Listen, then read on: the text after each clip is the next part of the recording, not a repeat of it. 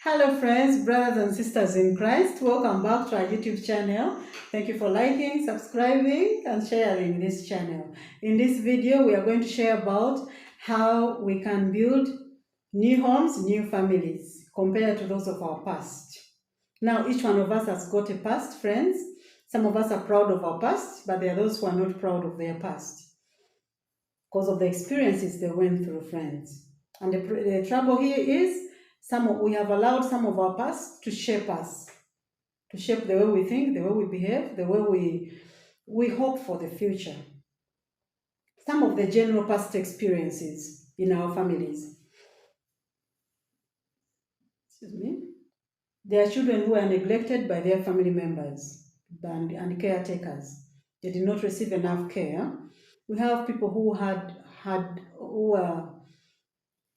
experienced hard labor, regardless of their age. We have people who lacked essential goods in their lives, which a child really should have. Loss of parents, there are people who are total orphans. Daddy and mommy are not there. Lady G, my mom is there, my dad is not there. Thanks be to God. May the name of the Lord always be glorified. Torture by relatives, physical torture, emotional, psychological torture by relatives, by friends, by the people we encountered on our way. Child abuse, there are people who were raped. Environmental characterized by alcoholism, where parents are drinking, they're just living a nuisance. They have become a nuisance, and we are not happy. Domestic violence, fights all the time, no peace in the home. Too much poverty. There are some people grew up in environments of too much poverty where they lacked almost everything. Single parents, female-headed households where the mother was struggling with everything, education-wise was not good, and some people didn't make it in education. They dropped off not because of their making, rejection by parents and by family members. So many things that happened to us. Lady G, I have my own past, which I would not like to narrate to you because I have come from there. God has healed me from there. God has picked me from there, has raised me from zero to heroine, from nothing to something, from a nobody to a somebody. And on this channel, friends, I promise you stories. I'm going to tell you stories. You're going to laugh. Hey, on this channel, you're allowed to laugh. I'm going to tell you stories. I'm going to show you how the hand of God has been on me from childhood up to where I am, and it is taking me far ahead. But friends, this is my experience, which I would desire that if you could find a leaf, you can pick from there. What I did was to acknowledge my past. Friends, we need to acknowledge our past. Master your past. Say, yes, this one happened, but what next? Am I going to lament until my day of death? Am I going to keep on complaining? No. So, at the back of my mind, I know my past was this and this and this and this. But I will not allow it to shape the way I think, the way I behave. To not, what do I want to mean? I don't allow my past now to shape me or to influence the way I think, the way I do things. Friends, there are lessons we can learn from our past. Some of our past was necessary because it is from our past that we have become who we are. If some of us didn't go through the past we went through, maybe we wouldn't be where we are right now. Some of our past has helped us to become better people. So there are some lessons you can learn from your past. Maybe it was too much. The pain was too much.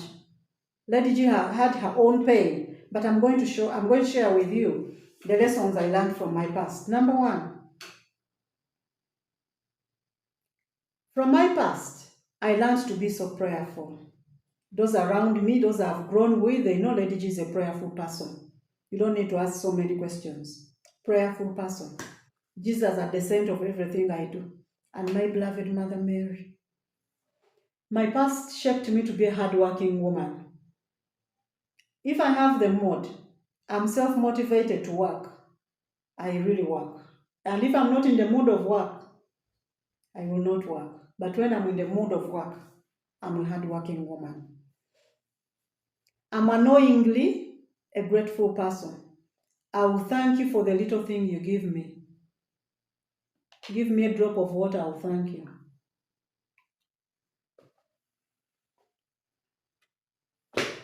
Friends, even when you don't expect me to thank you, I will thank you. That's how my past has shaped me. My past has disciplined me. I'm a disciplined person. Before other people can tell me I'm disciplined, I know it. I'm a disciplined person. I'm accountable to my own actions. I'm responsible for my own actions. The past taught me to be respectful to the elders, to the people around me. I'm thoughtful, I'm empathetic. I'm so sympathetic with people, even my enemies. I have this thing when someone is in danger. There is a way, before thinking, I just find myself I'm helping. Then later on, I can even say, but why did you help someone who doesn't like you? Someone who hates you so much. Why do you help them? But then it's gone. I've already helped them. Someone is admitted in hospital. I just find myself, I'm the first person. What can we do? What can we do? Maybe someone has lost a close person. How can we come in to help? I offer help before even thinking about it, and which is annoying sometimes. But that's how my past has shaped me. My past has shaped me to like leisure activities. I'll be sharing with you some of the things. Regardless of the pain I went through, God gave me the grace to have a sense of humor. I'm a humorous person. I'm a deep thinker. My past shaped me to be a deep thinker, and because of this thinking, I attach a lot of thinking to the things I do. So that's why some people will say I produce quality work, because I think a lot. I'm always thinking, I'm thinking. I'm result oriented. I love results. When something doesn't come out, I don't feel good. I'm conscious. I'm a conscious person. I'm aware of my surroundings. I'm aware of my past. I'm aware of my weaknesses and my strength. Friends, there is something you can learn from your past. Now, let me share with you briefly how God rewarded my past. God can reward your past, and I know God has rewarded your past in some way.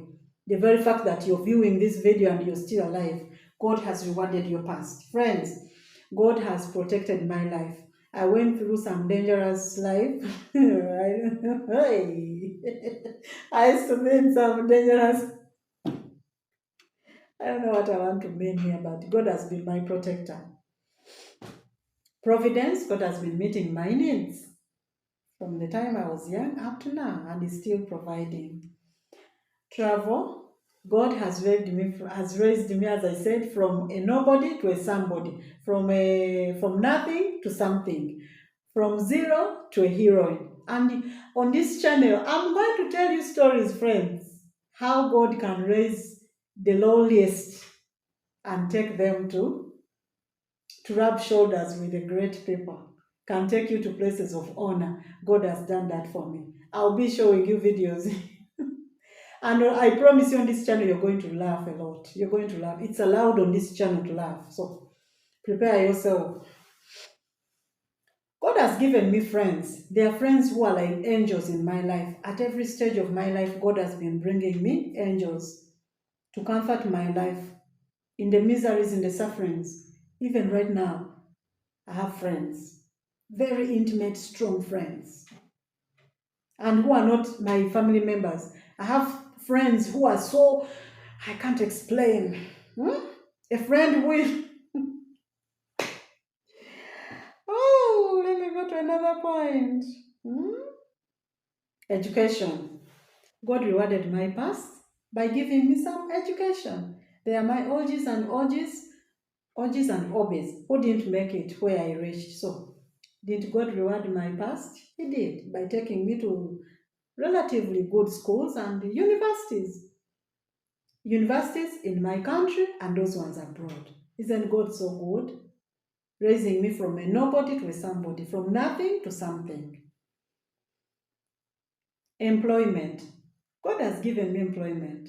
Right now, I'm employed so that I can earn something. Though I also spent some time when I had no job. So, God has taught me to survive in plenty, but also to survive that kind of tight life. So, my past has taught me and has shaped me to be devoted to my faith. Since my day of baptism, I have been a devoted person to my faith. And I've been devoted to our beloved Mother Mary. Jesus and Mother Mary, they are just at the center of my life. My past has shaped me to fast. I've been fasting from the time I was young. There are so many things I've achieved through fasting. And fasting, I've been doing a lot of fasting since I was young. Now, friends, you too, you've got something you have learned from your past. And sometimes thanks be to God that we went through that kind of past. Now, the next points we want to go to is to clearly outline your desired future. Now, you went through that past which you are not proud of. You don't want even to think about it. Or you are still crying. Every day you go into the corner of your house, in your bed, you cry. You still cry on the things you did not get when you were 10 years. The life you didn't have at 5. Everything you missed, everything you lacked, people who tortured you, you're still crying up to now. Friends, enough is enough. Cry no more, child of God. Lady G, I now don't cry about my past. Though sometimes, because our past are so attached to us, sometimes the pain will be there. And sometimes the evil one, our enemy, the devil, will bring the past at one point to make us miserable. Once in a while, I can think about it, some of the things. But now, okay, this is what we went through, yes. Is there a certain kind of future that you want? Is there something that you hope for? Is there something that you desire, and that is the family? Is there a family or a home that you desire, you admire? That's where we want to reach now. How do you want your future to be? How do you want your family to be? How would you like? What is that something that is opposite to your past that you want? Aren't you just tired of complaining? Aren't you just tired of crying? That is number one. Number two, now after realizing that, drawing a picture of your future, the kind of family you want, pray about it. Pray about it. I've prayed for the kind of future I'm having right now. I've prayed for it since I was young. Jesus, if one day you will, Mother Mary, if one day you will, there are things I've admired since I was young. And now I'm reaping. I'm now swimming in them. I'm just enjoying them. Then, work towards them. Work towards achieving that future. In the future videos, I'm going to share with you the things I've been admiring. Let me share with you briefly. I don't want to spoil my videos in the future, but let me share with you briefly what I used to admire. Friends, I grew up in the village, far away the other side of the mountains, the Rift Valley. And I had no hope. I had no hope. You know, when you're there and you don't even imagine yourself going to the city, who will take you there? What will you be looking for? And which way will take you there? But one thing I really admired when I was still a little kid, I used to admire seeing an aeroplane. Because I used to see airplanes when they are too high and they used to look this small. An airplane is this small. I'm the other side deep in the village. And the stories I'm hearing is that when that airplane comes down on the ground, it is very big. It can carry more than 10 people. I used to say, are you serious? And by the way, in my language, the name for an airplane, we call it, literally it translates into a bird, a small bird. And when an airplane is passing, the kids will say, a bird, a small bird, a small person.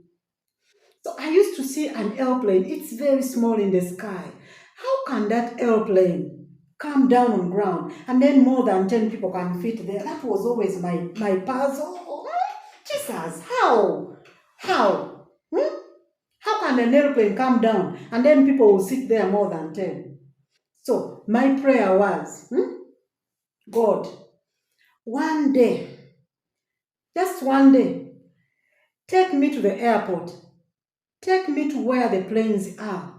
I want to see when a plane has left up there and it has come down. It is very small. I want to see how big it can be when it leaves the sky and then it comes down.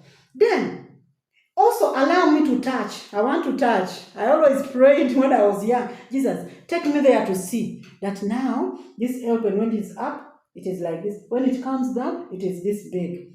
But also allow me to touch. I want to touch that. I also feel that now this is the airplane I see in the sky. Now I'm touching it. Friends, that has been my desire since I was young. And I used to pray, Jesus, one day, just take me. I don't want to enter. I will not bother you with entering. No, entering is now too much for you. Just take me, I want to see. Take me, I want to touch it. I feel, are you the airplane I see? Are you the airplane I usually see? Brothers and sisters, our God is a faithful God. You know what happened? Those who have done history, paper 3. Is it paper 3? Yes. Those countries we used to learn in history. God has taken me to some of them. Some of those countries we used to learn in history. Then there was geography. Some of the countries we used to learn. God has taken me there. Raising me from nothing to something. From a nobody to a somebody. This little feet of mine has moved, has traveled. I will give you videos of those travel experiences. I have my passport. I have kept my tickets, my used air tickets. I have kept my visas. I have kept travel documents of my past travel, so that even my children will see that really God raised me from a nobody to a somebody. God. Another thing I desired, friends, was to have my own house. I really used to admire one day, I want to be in my own house where I can come, I open for myself, and I'm closing. You know that when the house is, I have achieved part of it. I haven't achieved it very well. I have always I desired that I wanted to be smart, a smart lady. I used to draw to have an image of a smart lady. No wonder when sometimes I step out of my house or I go somewhere, there are few people who will say, oh, you're very smart. I admired it when I was still young. I wanted to put on nice clothes, to be smart. Then I also admire to have my own home, my family, and my kids. Not just every kind of kid, but well-trained kids, well-groomed kids, God-fearing kids. Now, friends, my desire to travel. The other one I told you I wanted to travel. The other one was to see an airplane. I also had a desire to travel. First of all, to leave my village, to go to the nearest town. Not only that, to reach my city, because I used to hear people go to the city, then also they go outside the country. Friends, to cut the story short, the climax of my traveling was when I reached the Vatican, Rome. When I saw St. Peter's Basilica, when my little feet stepped in St. Peter's Square, when I saw the tomb of St. Peter, friends, the climax was when I saw the Pope, and not only seeing him from far, there was another opportunity God created that I met the Pope. I reached near the Pope. In front of the Pope, I was there. Hey, friends, this God of ours. Friends, God has taken me to places when I have not even paid a single coin. On 2 occasions, God has taken me to this place of the mouth of the word of God in Rwanda called Kibeho. Someone just comes and says, Lady G, I hear there is a certain pilgrimage to Kibeho, Rwanda, Our Lady, Mother of the Word. If I paid for you, would you love to go? I say, what? Are you mad? Just bring the money. I've gone there twice. So the climax was going to the Vatican. And I will be sharing videos of my travel experiences where you will laugh at a village girl traveling for the first time. You will laugh. I promise you will laugh. Hey, my desire for traveling has not stopped. There are places I desire to travel before I die, before I leave this world. I desire to go to the Holy Land, Israel. The day God will take me to Jerusalem, friends. I desire to go to the places Mother Mary has appeared, the places of apparition. I want to go to Fatima. The day Mother Mary will take me to Fatima. I want to go to Lourdes, Our Lady of Lourdes, and maybe Medjugorje. Oh my God. Oh my God. Those are the places I want to reach. The day I'll step there. My other dream was the conversion of every member of my family. That one I've achieved part of it. The Lord has converted some people.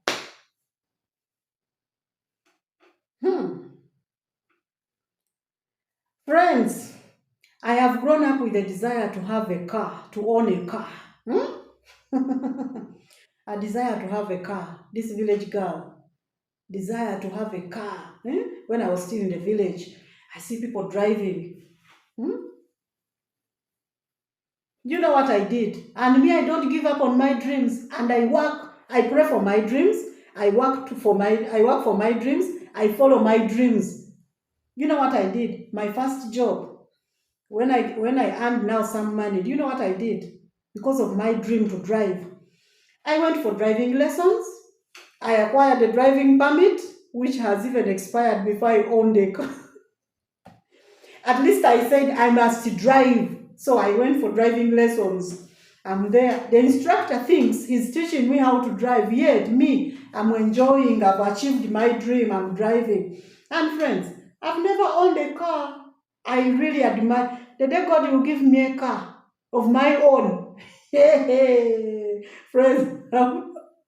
So my driving permit, driving license expired before I owned my own car. But did I achieve my dream I have ever driven because of driving lessons?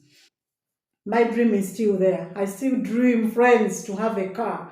And when I want something, when I dream of something, I even go and follow it up wherever it is. I can go to a car store or a car bond. I even go there with no shilling with no money in my pocket. I can go there and God has given me this confidence. I can reach there like I'm a buyer, potential buyer. I can come and ask for the prices. How much is this one? Oh, with a lot of seriousness, without any money in my bag. Oh, that is okay. Oh, what is the... And I have information concerning the thing I want. I will ask for specifications. Jesus have mercy. I will ask for the price. I will ask for everything. Is it okay if I could pay in installments? People have suffered with me. Business people have suffered with me because I really disturb people. I'm following my dream. I know one day God will give me a car and I drive. Me, the way I take driving is like I'm driving the glory of God. People, please laugh if you want. Laugh at me. It is good to laugh. Friends, God has taught me so many things. I've desired things and God has reached me there. Friends, when you desire something, you don't receive it there and then. You receive this one, you can receive it partially. There are things I've received partially. There are those ones I've not yet received. And then there are those ones which God has not yet given me. And there are certain things God first prepares us to get them. He cannot just give you. Imagine you have a car and you have nowhere to park it. You want this big thing, but you even have nowhere to put it. You want big money, but you don't know how to handle it. So there are certain things God will first, He goes by priority, He will prioritize. Now, this year Lady G can handle this. This year she will handle this. And also the other lesson I didn't tell you is I learned to use things sparingly. This culture of wasting. I've known what it means to lack something. So I use things sparingly. And God gave me this grace of generosity. Find myself just giving out things, giving out my clothes to those who do not have. My salary has come. Sometimes I'll find myself sharing with those who may need more money than, who may need money more than me. Generosity. Now, friends, we were saying, outline your desired future or your desired family or home. After you outline it, you draw a picture, you dream about it. We have seen what to do. Pray about it, work towards it, and continue dreaming. Never lose your dream. Lastly, mention your dream. Mention your desire in your prayers. Always pray about it. Matthew chapter 7 from verse 7 is, ask and you shall receive. Knock and the door will be opened unto you. Seek and you shall find. I have always prayed for my dreams, and some of them God has given me. I've already achieved them. There are those ones I'm in the process of achieving them. There are those ones I'm going to achieve in the future. And then there are those ones God's will be done, which He may not give me. His will be done. May His name be glorified. Yes, there's something God can refuse to give you. And there's something God can postpone. Blessed be His holy name. I've told you at this age I have no car. One time a kid asked me, but for you, where is your car? Innocently, I said, I have no car. There are certain things I've not achieved. God took me to the Vatican, has not yet taken me to Jerusalem, has not taken me to Fatima, has not yet taken me to Lourdes. So, keep waiting. Wait. Dream that you're going to get it. Pray about it. Mention it in prayer. Then work towards it, as I said. Dedicate your time to it. Dedicate your energy to it. And then also be patient. Be patient, friends, when you have not yet received something. I see people with cars around. People drive me in their cars. But I'm patient until God will give me mine. Now my friends told me you are not serious. Lady G, you are not serious. You even have a driving license. Why don't you go into people's cars and you start driving? No, I am patient because what if I crash someone's car? I go into your car, I'm learning how to drive because, friends, I'm not perfect in driving because I just did lessons a long time ago. These days, I'm not yet firm on the road. I'm not firm on the road. So I enter your car because of too much excitement, because I'm not waiting on God to give me my own. I crash it. Do I have the money to repair it, friends, or even to buy you a new one? So I am patient. I'm dreaming of my own car, but still I'm patient. Friends, be patient. Be patient with God until God brings you your own. Don't leap too much, Be patient. Hold on. Hold on to it. Wait upon the Lord. The Lord will bring it at the right time. As we journey together on this channel, I'm going to be showing you things God is giving me at His appointed time. Be grateful for what you have received so far. You had many dreams. God has already given you some. Some God has fulfilled. Thank God. I thank God he took me to see the Pope. I saw the Pope with my own eyes like this. My feet stepped in St. Peter's Basilica. And the friends, brothers and sisters who live in the Vatican, near Vatican, in Rome, Italy, you just thank God. If you don't have any reason of thanking God, brothers and sisters who live near there, who have the opportunity of going there, please, the next time you go there, thank God. Because some of us here who live far away from the world, it's our childhood desire to go there. People who live in Israel, in Jerusalem, those places we read in the Bible, thank God. Because some of us, it's our childhood desire. We are saying, God, the day you take me there. Friends, be grateful. Be grateful to God. And don't give up on your dreams. Continue hoping, continue dreaming. And also have people you admire. Have some people you admire in your life who have made it, and continue living up to them. Stop lamenting, complaining about the past. Learn something from there, and then also continue dreaming and praying about it. If we pick a leaf from my sharing, friends, we can build the future we like. Your assignment, the assignment I'm giving you is draw a picture, have a dream, outline the kind of family, the kind of home that you want. Is it a lovely home? Is it a peaceful home? Is it a happy home? And then you tell me what will happen. Thank you.